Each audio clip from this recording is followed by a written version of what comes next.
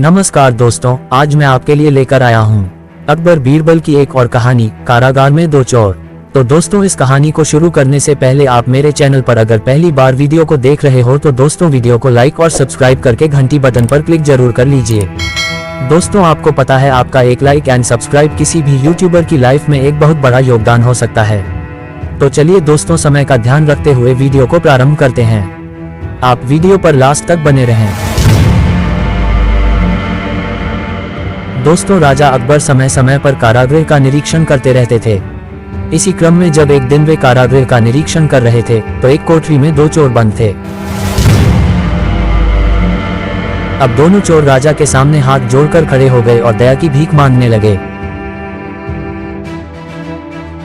वे कहने लगे, महाराज, हम चोरी करने में माहिर है, चोरी के हर पैंतरे जानते हैं और पूरे राज्य के चोरों के बारे भी जानकारी रखते हैं। यदि आप हम पर दया कर हमें छोड़ देंगे तो हम आपके गुप्तचर बनकर उन सभी चोरों को पकड़वाने में आपकी सहायता करेंगे।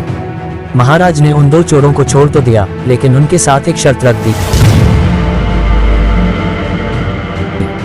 शर्त अनुसार उन्हें बीरबल के घर से बहुमूल्य वस्तुओं की चोरी करनी होगी और सफल रहने पर तुम दोनों को हमारे राज्य में गुप्तचर के रूप में नियुक्त किया जाएगा, लेकिन असफल रहने पर तुम्हें फिर से कारागृह में बंद कर दिया जाएगा।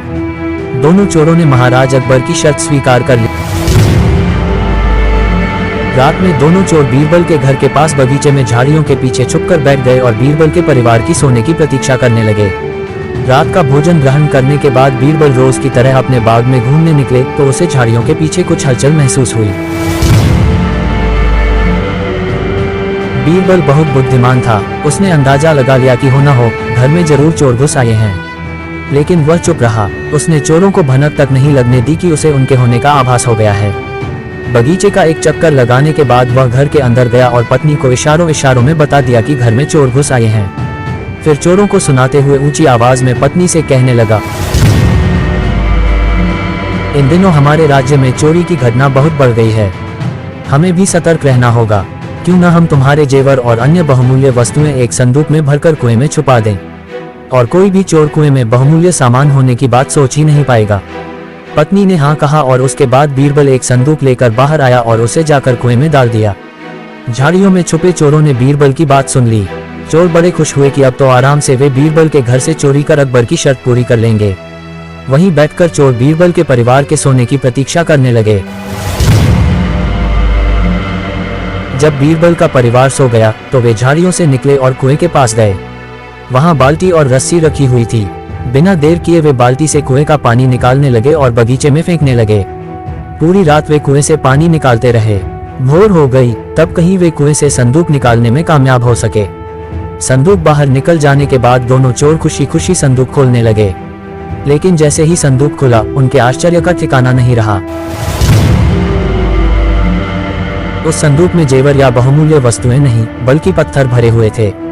चोर समझ गए कि हम बीरबल द्वारा मूर्ख बनाए जा चुके हैं। बीरबल भी तब उठ चुका था।